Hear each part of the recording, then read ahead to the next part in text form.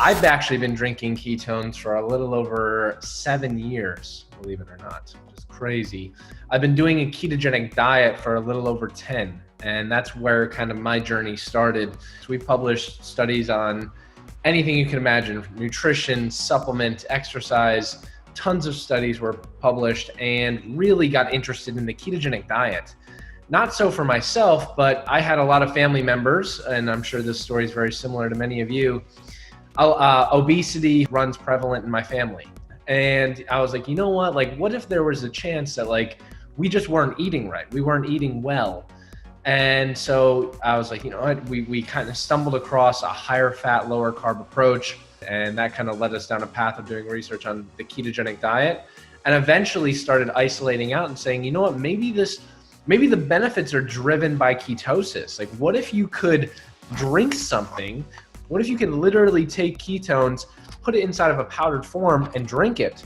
And for us, that kind of started down this huge rabbit hole of figuring out, all right, how do you do this? And that's kind of when we met Brian Underwood, and kind of the conversation just grew from there of figuring out, how do we take this to the masses? It's not a supplement. And I think that's really, really interesting, is because you think about this, like when someone drinks protein, or if someone takes creatine, there's one real benefit of that, right? Like there's a one benefit. And at first, the main benefit of ketones are that they are a different fuel source than carbohydrates or glucose, particularly for your brain.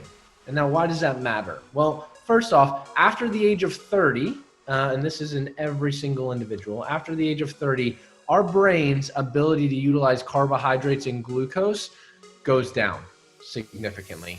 Well, it's starting to happen to our brain. Our brain can't utilize glucose and carbohydrates as well. And so we have a totally other source of fuel.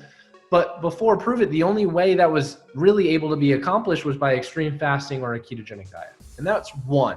And so if ketones were a supplement, they would solely be acting that way, but they're not. The other benefit that a lot of people experience, which is like me, I'm sure many of you are like this as well. If you're quarantined, I have a snack cabinet over there that if I wasn't in ketosis, I would eat all of my quarantine snacks probably within the next 3 hours. Like I would eat all of them, right? Like you get these snacks and you're like, oh, this will last me 2 months, and you end up lasting you 2 hours.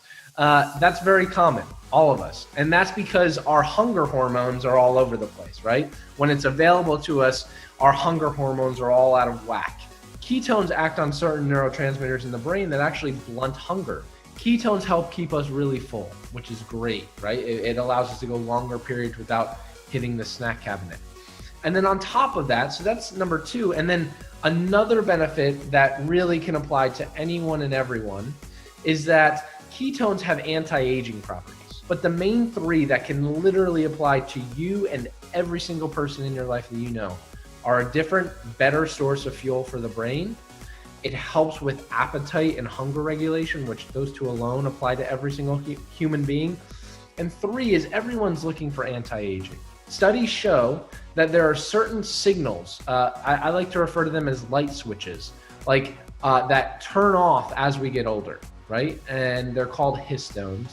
And they start to get turned off as we get older. It's one of the main mechanisms that we think drives aging.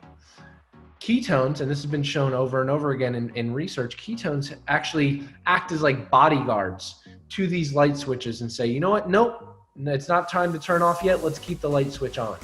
And so we've actually published studies in animal models where we've literally fed animals ketones their entire lives, did nothing to their diet, and compared to their counterparts who did not have ketones, they had a placebo. The animals that had ketones had overall better health when we kind of at the end of their life. And that was extremely promising, and kind of one of the things that blew my mind and said, wow, this is much, much bigger than just a fuel conversation.